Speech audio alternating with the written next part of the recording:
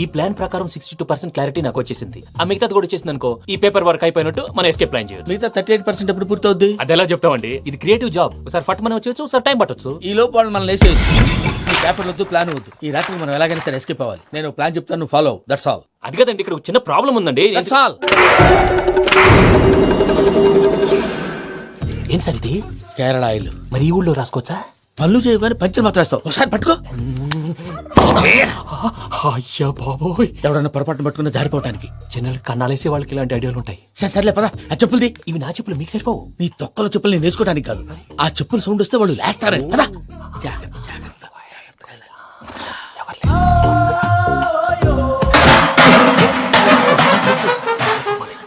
ఎవరు రాదే?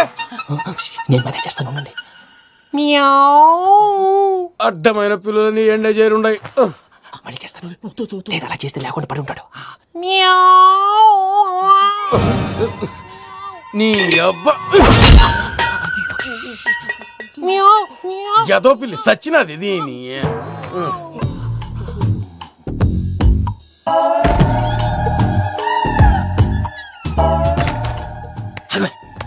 నాకు తెలిసినట్టు వెళ్ళిపోతావు ఏంటి? వెనకాలరా.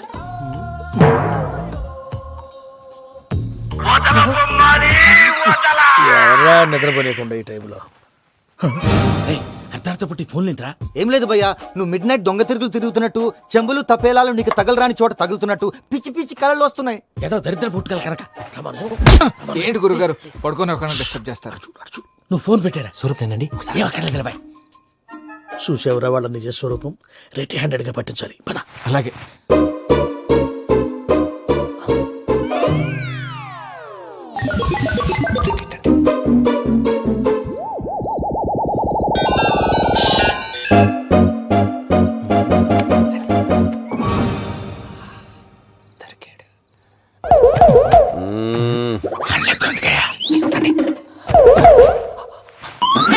రామానుజం, చెప్పే జాగ్రత్తగా విను. చెప్పండి గురుజీ.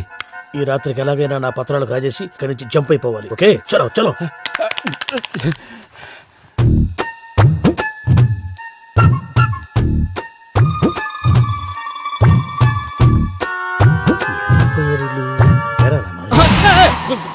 నువ్విప్పుడు చెప్పవా? ఏం జరుగుతుందో తెలుసా? మొత్తం వినారా? ఏమన్నా బావా? మీ ప్లాను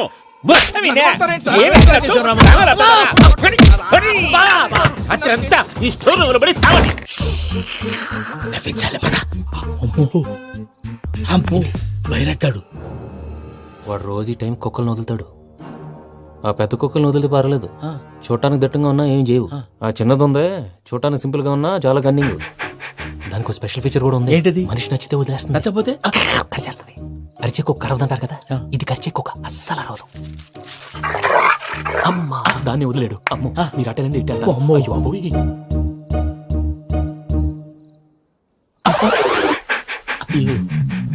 ఓహో, నేను ఎటు వెళ్తే అటు చూస్తుందేంటి? అయ్యో అమ్మో, అయ్యో. అమ్మా.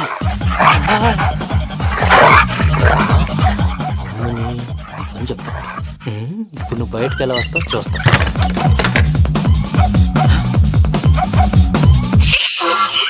ప్రసాద్ గారి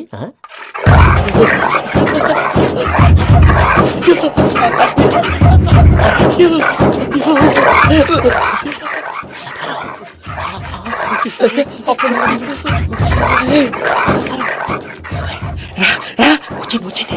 ఎలా వస్తారా? వదిలితే రావడానికి నేను లోపలికి వస్తాను.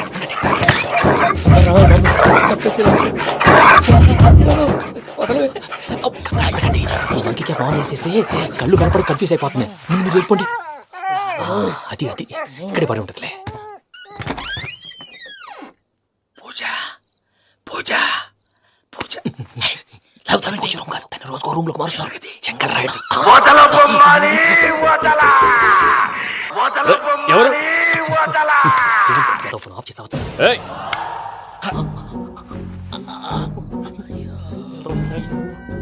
ఎవర్రాది? బొమ్మాలి ఆ? బొమ్మాలి నిన్ను వదలా.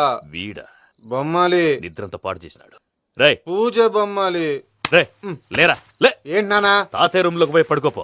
తాతయ్య గురకు పెడతాడు, నాకు నిద్ర పడతావు. నీ కలవరింతలకు నాకు నిద్ర పట్టట్లేదు. అంతేంటి మాట్లాడకుండా పో. పోతాలే.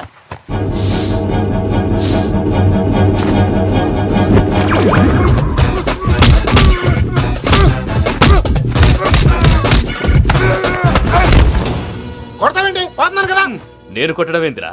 మందేమన్నా ఎక్కువైనదా? పో. ఈయనొకడు. ప్రశాంతంగా నిద్రపోనాడు. చెప్తావా వాడెందుకుంటామే? కొట్టాలా చీరేయాలా లేకపోతే పూజ అయిపోట్టుకుంటా సర్లే, ముందు పూజ ఎక్కడ ఉందో కనిపెట్టాలి. నువ్వు అటెళ్ళు, నేను ఇటు వెళ్తా.